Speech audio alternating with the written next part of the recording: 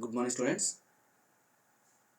In last class, we discussed about the introduction to p-n junction diodes, how p-n junction diode will be formed.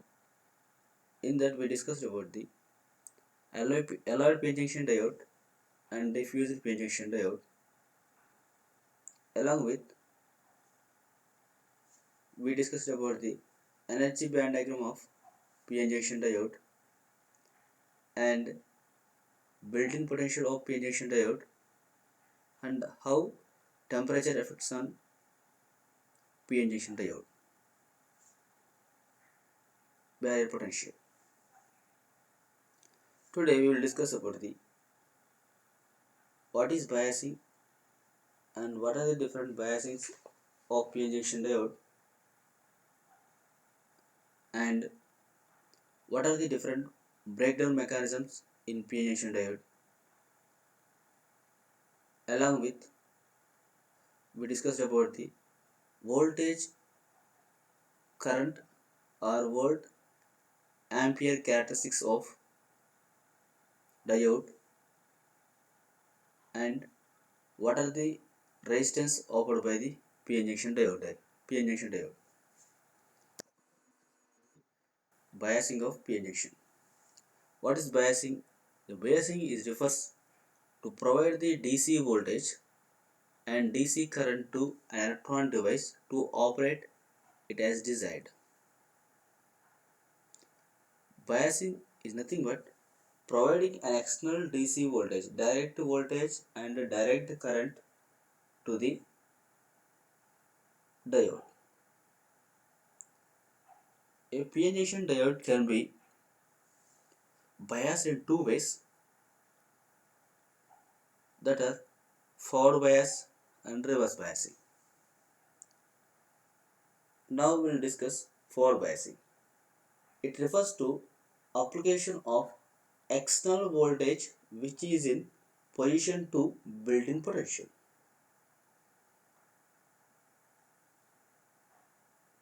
Otherwise, we can say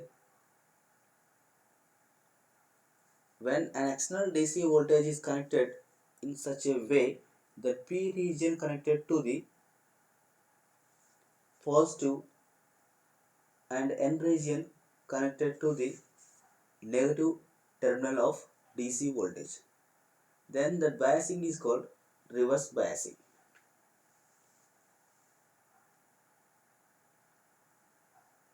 Here you can observe the diagram.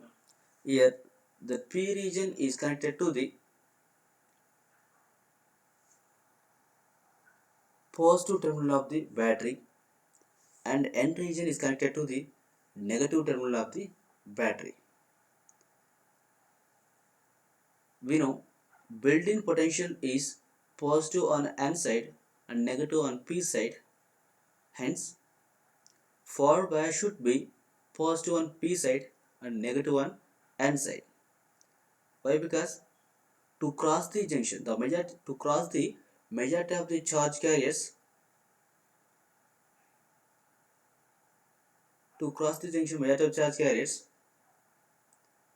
here we are having the barrier potential or built-in potential. When we are crossing that built-in potential, then only conduction will start in the diode. Yes, so built-in potential positive at N region, negative at P region. To cancel that built-in potential, we need to apply opposite polarity. That means we need to apply positive terminal of the battery to the P region and negative terminal of the battery to the N region. Clear? So forward biasing is nothing but building built-in potential is positive on N side, negative on P side. To cancel that, we need to apply positive on P side and negative on N side. Otherwise, we can say when you are connecting positive terminal of the battery to the P region and negative terminal of the battery to the N region, that is also called forward biasing. You can say anyone. Why we are connecting in this way? Because to cancel the barrier potential, we are connecting in particular manner. This is called forward biasing. Applied voltage is opposing the built-in potential, net barrier potential decreases. So when you are applying the voltage, it is opposing the built-in potential. The net barrier potential decreases. The depletion region width also decreases. So when you are applying the forward bias voltage, what happens? The net barrier potential is V0 minus V. It means built-in potential minus applied voltage. When net barrier potential is 0, the majority charge carriers can easily cross the junction. As when majority charge carriers are crossing the junction, the large number of majority carriers constitute a current called forward current. So when majority charge carriers are crossing the junction, then current flow starts in the diode. That current is called forward current. The current in the P region is due to movement of holes, so it is hole current.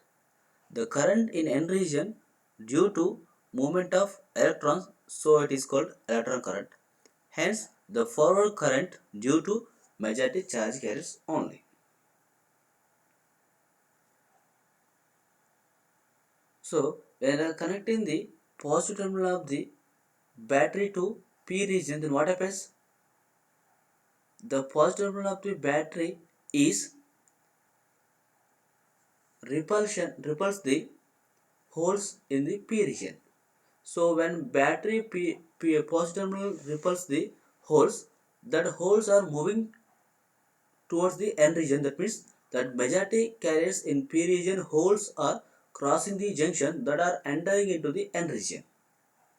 From that they will reach towards the battery negative terminal.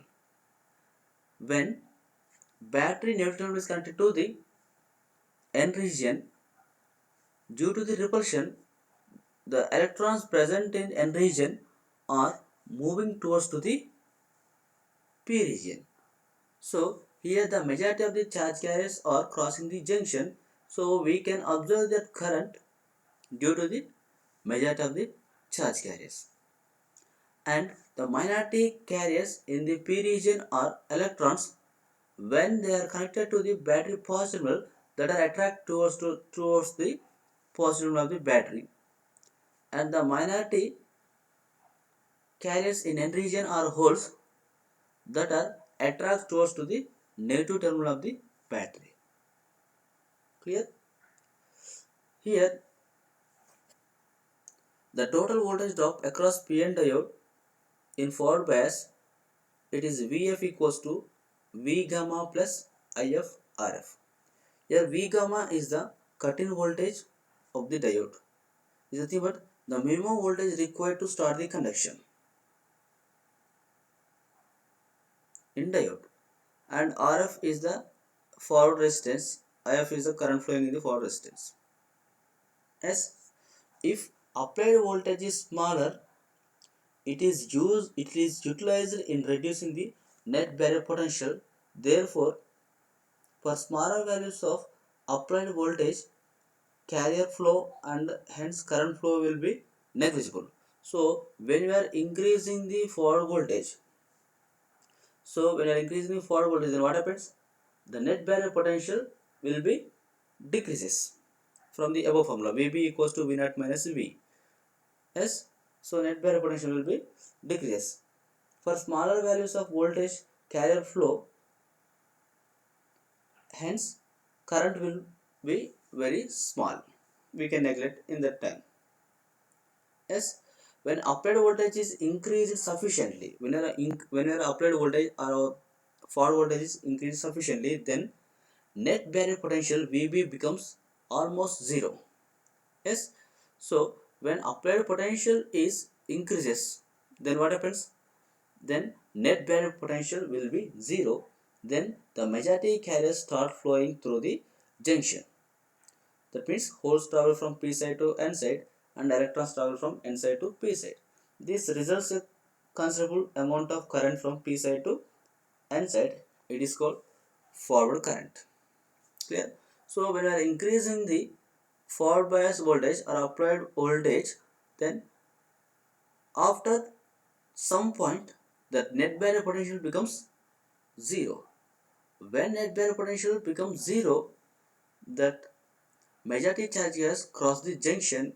Due to that, we can observe the current in the diode. So when we are increasing linearly forward bias voltage, then current also increases linearly in the diode. So here we have written Vf equals to V gamma plus If Rf.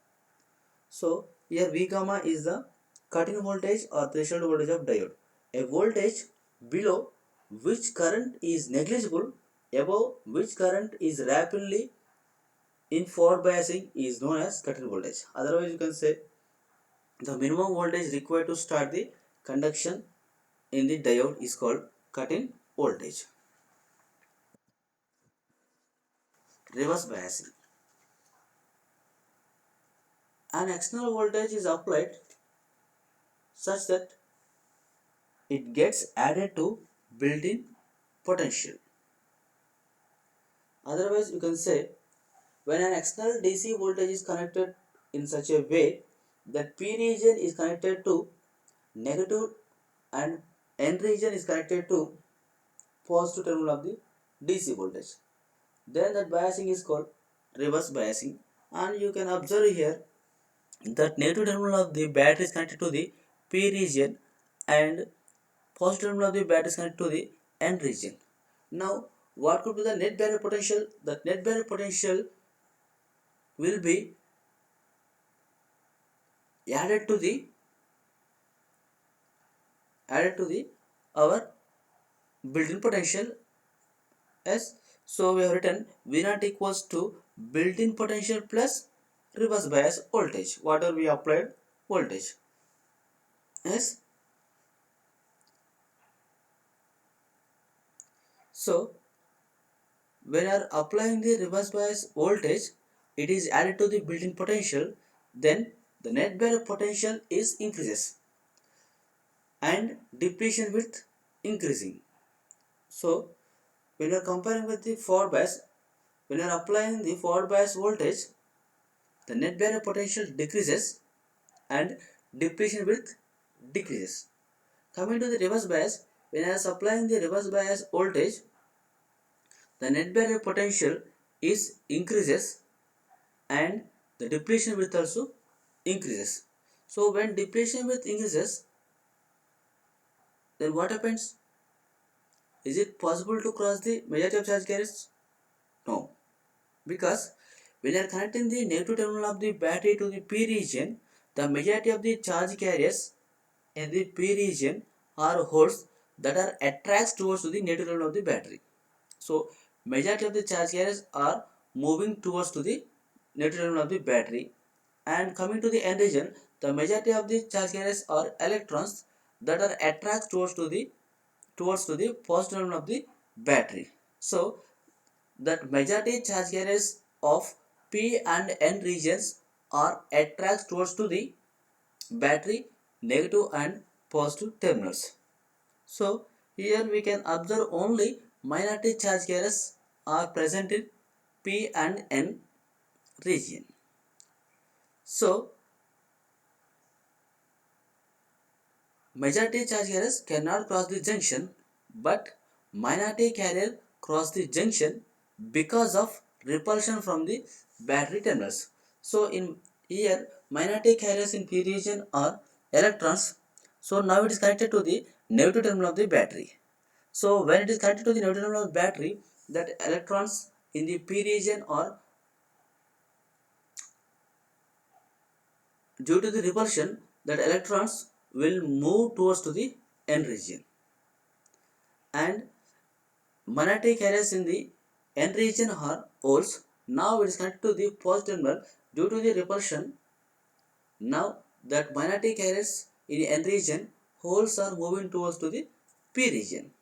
So when these magnetic carriers are moving, so we can observe the current. This current is called reverse current. It flows to magnetic carriers. It flows due to the magnetic carriers. Okay. So this current is very small because the magnetic carriers in the P and N region is very small. So due to that, current is also very small. This reverse current due to magnetic carriers is a drift current. Why? Because due to the repulsion of the battery, due to the repulsion of the negative and positive element of the battery, that electrons and holes are crossing the junction. This current is called drift current. And this drift current is independent of applied bias, applied reverse bias, and it can increase with increase in the temperature. So it is independent of the reverse bias voltage for a certain limit, but it is dependent on temperature. Why? Because so when temperature increases, magnetic areas will increases. When magnetic areas increases, the current will be increases. Clear? Temperature, the reverse current is almost constant through applied reverse voltage is increased up to certain limit. Hence, it is called reverse saturation current. So, at constant temperature, the reverse current is almost constant through the applied reverse voltage. It is not depends on the applied reverse voltage for a certain limit. Hence, this current is called reverse saturation current. So concentration of magnetic carriers is greater in germanium than silicon. Therefore, germanium diode has greater I naught than silicon diode. Clear? So the reverse saturation current is more in the germanium compared to the silicon diode. Clear? Next, breakdown mechanism in diode. So here we said the reverse saturation current can get for a certain limit of reverse bias voltage. If I am crossing that certain limit, if I am crossing that limit of reverse bias, then what happens? I am increasing more and more. Then our diode may damage. So now we are discussing about the breakdown mechanism in diode. If reverse bias or if reverse voltage is increased beyond the particular value, large reverse current can flow, damage the diode. This is called reverse breakdown of diode. So it's nothing but we can say it refers to sudden increase in a diode current in reverse bias when large voltage is applied. It's nothing but sudden increase in diode current in reverse bias when voltage is applied. A normal diode should not be subjected to breakdown because when breakdown occurs, heavy current flows and thereby power dissipation becomes very large, which cause damage to diode. Yes. So why diode is damaged in the reverse bias? So we define that reverse saturation current is constant at constant temperature. Even we are increasing the reverse voltage up to a certain limit. After that limit, even we are increasing the reverse bias voltage, what happens? Large number of, otherwise large reverse current can flow in the diode. So it is sudden increase in the diode current. This sudden increase in the diode current will damage the junction. Yes. Why? Because when current flows more suddenly, that means I is more, and we are increasing the more reverse bias voltage. So here V is high and I is high. So the power dissipation in the diode V into I is more. So when V into I, that means power dissipation is more in the diode, which cause the damage to the diode. So this breakdown either due to avalanche mechanism or Zener mechanism. So the sudden increase in the current in reverse bias due to the two reasons. One is avalanche effect or avalanche mechanism or Zener effect. Clear?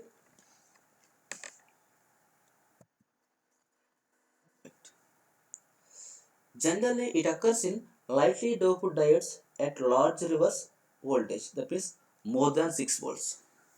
So, up to 6 volts, the reverse current is constant. Even we are increasing the more than 6 volts, the junction may break or diode may damage. Generally, this kind of avalanche effect is present in the lightly doped diodes at large reverse voltage, that is more than 6 volts. Yes.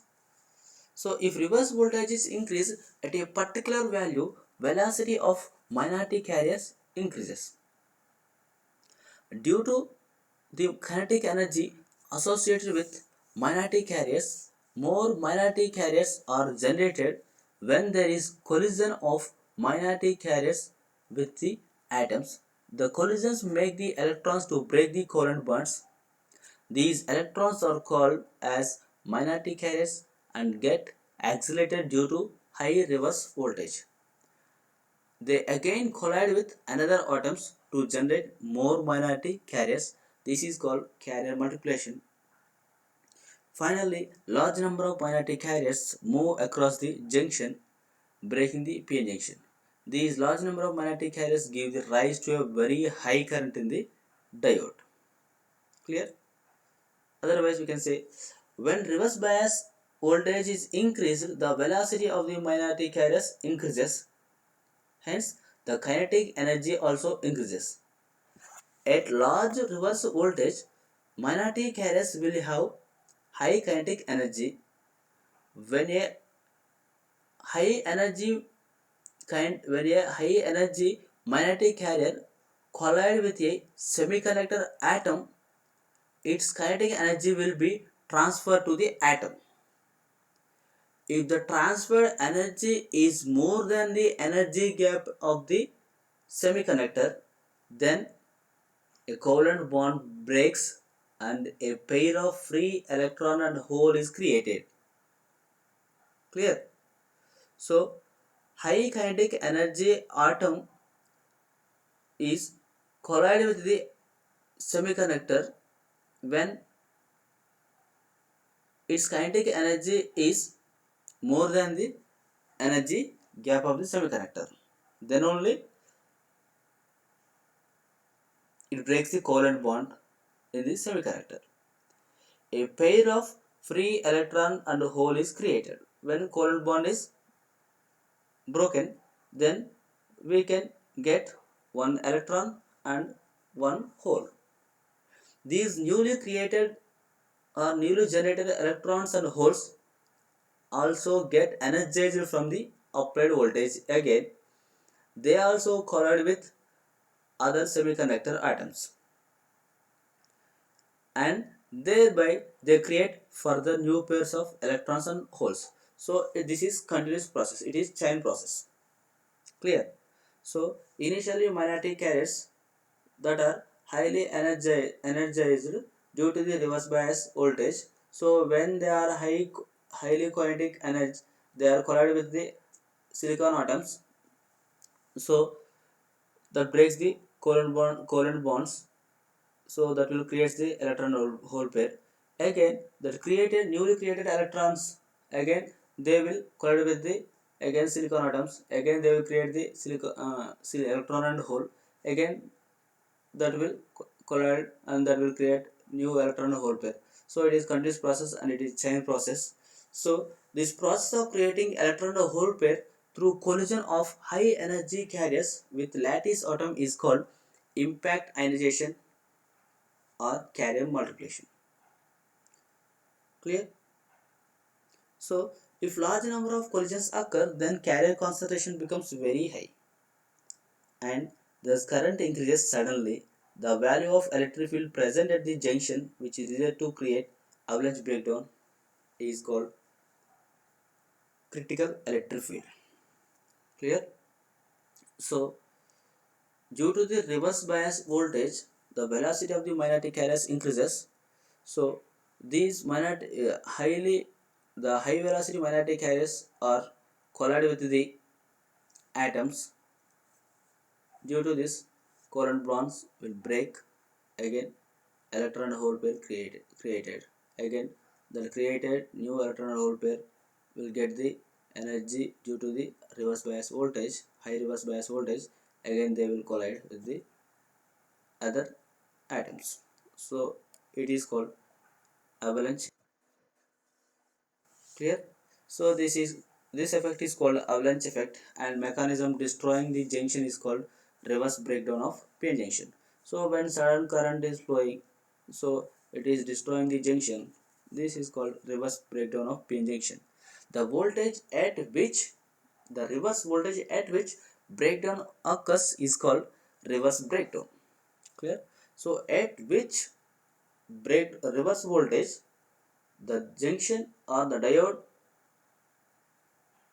damages, that voltage is called reverse breakdown voltage. So this kind of avalanche effect can occur in lightly doped p-n junctions. So when it is when breakdown occurs, then the diode is not required for us. So generally p-n junction diodes are not operated in the breakdown region. Basically we are not using this p-n junction diode in reverse bias. Yes, this breakdown can occur only in reverse bias. So these kind of operation were not generally preferred in the circuits. Clear? Effect. This previous avalanche effect occurs in the lightly doped one. Coming to the GNR, it occurs in heavily doped diodes at a reverse voltage of 2 volts to 6 volts. So previous avalanche effect occurs in lightly doped, and it occurs more after the more than 6 volts, but here it is the range is 2 volts to 6 volts only general effect.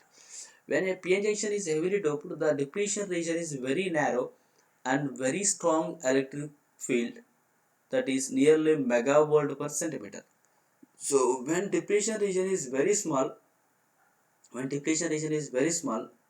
so the concentration, the intensity of electric field is also very high. It is megavolts per centimeter. As if reverse bias is applied, then this electric field becomes further strong. So when you are applying the reverse bias, what happens?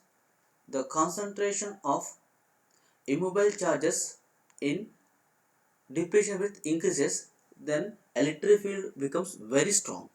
This strong electric field causes the breakage of covalent bonds, and thereby large number of electrons and holes are created, which causes the sudden increase in reverse current. This mechanism is called Zener breakdown. Yes, these effects required to be considered for special diodes such as Zener diode are always operated in reverse breakdown condition. Clear? So these kind of breakdown occur in heavily doped p-n junctions. Yes, when the p-n junction is heavily doped, the depletion region is narrow or very small. So when depletion region is very small, we are applying the reverse bias. What happens? The immobile charges in the depletion region more, then electric field intensity is also more. Generally it is in megavolt per centimeter. If reverse bias is applied, then the electric field becomes further strong. Yes, the strong electric field causes the breakage of the covalent bonds, and there will be a large number of electrons and holes are created, which causes the sudden increase in the reverse current. Yes, this process of creating the new carriers with the help of strong electric field. So it is called Zener breakdown. It is also called as field ionization or electrical excitation. Yes. So we are creating the new electron hole pair with the help of strong electric field. So it is called field ionization. Yes. So these kind of Zener effects can occur in heavily doped. That heavily doped diode, it is special purpose diode. It is called Zener diode. So these kind of diodes generally operate in the reverse bias. So these kind of diodes, Zener diodes, generally operate in the reverse bias. That means these are used after the reverse breakdown only. Yes. So we'll discuss these kind of Zener diode applications in next further videos. Okay. Next, characteristics of diode. So we already know that VI volt current, volt ampere characteristics of diode. So it is operated in two biasing modes. One is forward biasing, another one is reverse biasing. So here you can observe x-axis. In first quadrant it is VF, and y-axis IF,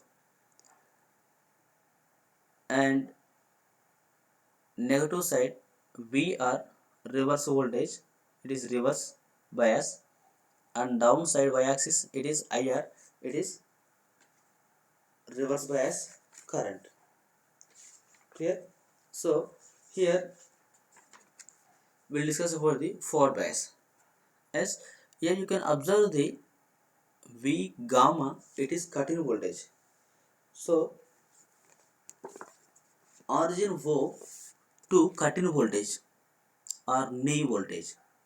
So it is, even we are increasing the forward bias voltage, that forward bias current is very small and it is negligible. This region, as long as Vf is less than the cut-in voltage. So when forward bias voltage is less than the cut-in voltage, the current flowing is very small. Practically this current assumed to be zero. Yes. So after the cut-in voltage V gamma, or knee point, what happens? So we can observe the line, it is a linearly increasing one. Yes, as Vf increases towards V cut-in voltage, Vf increases towards V cut-in voltage, the width of the depletion region goes on reducing. So what happens when increasing the more forward bias, the width of the depletion region decreases or reduces. When Vf exceeds the cut-in voltage, yes, the depletion region becomes very thin or zero. The current IF increases suddenly. This increase in the current is exponential, as we can observe. It is normal operating region. The point cut-in or knee, nothing but the forward current starts increasing exponentially, is called knee of the curve, and the corresponding voltage is called knee voltage. Yes, after crossing the cut-in voltage, we can observe the linear increment of the forward bias current. Yes, so we can say the cut-in voltage is nothing but the minimum voltage required to start the conduction in the diode. Yes, V gamma. Yes, clear? Next, we'll discuss about the reverse bias. So in reverse bias, even we are increasing the reverse bias voltage VB for a certain limit, then what happens? That reverse bias current is constant. So for a certain limit of reverse bias voltage, the current reverse bias current is constant. This current is called reverse saturation current. This current is due to only magnetic charge carriers. Clear? So it is, we can observe in third quadrant. Yes. So as the reverse voltage is increased, the reverse current increases initially, but after the small voltage becomes constant equal to reverse saturation current I naught. Clear? Even we are increasing the reverse bias voltage, the current is small and it is constant. Yes. After this, that means we can observe the VBR again knee point. Yes. The current in reverse bias suddenly increases. The current in reverse bias suddenly increases after VBR. That point is called reverse breakdown voltage. So whatever we studied in previous Zener breakdown or avalanche breakdown, the in reverse bias at which voltage the junction breaks or sudden increment in the reverse current is called reverse breakdown voltage. We can find here it is VBR. Clear? So generally normal p-n junction diode will not operate in the reverse bias, will use in only forward bias. Clear? So generally it is in microamperes. Reverse current is generally in microamperes. So here you can observe. So reverse current is microamperes. Generally for germanium, if you are considering silicon, it is in nanoamperes only. Clear? Next, we will discuss about the resistance of diode. So here again we can observe the forward resistance and reverse resistance of a diode. So generally these resistance two types, either it is a forward bias or in reverse bias, that are static resistance and dynamic resistance. So now we are discussing about the forward resistance of diode. The resistance offered by p-n junction diode in biased condition is called forward bias. When the diode is in the forward bias, the amount of resistance offered by the diode is called forward resistance. Clear? So again this resistance is static and dynamic. Now we are discussing about the static forward resistance. This is the forward resistance of PN diode when diode is used in DC circuit or direct current circuits and the applied forward voltage is DC. This resistance is denoted as capital R suffix F. Capital R indicates the DC resistance and suffix F indicates the forward bias and is calculated on forward characteristics. RF equals to forward DC voltage by forward DC current. So the static forward resistance is present when the diode is connected to the DC voltage. Yes, when the diode is working within the DC circuit. Yes, when I am supplying the DC direct current or direct voltage source to the PN diode, then we can observe the resistance. That resistance is static resistance. So it's nothing but DC voltage to the DC current. Forward applied DC voltage to the forward DC current in the diode. It is nothing but static forward resistance. And next, dynamic forward resistance.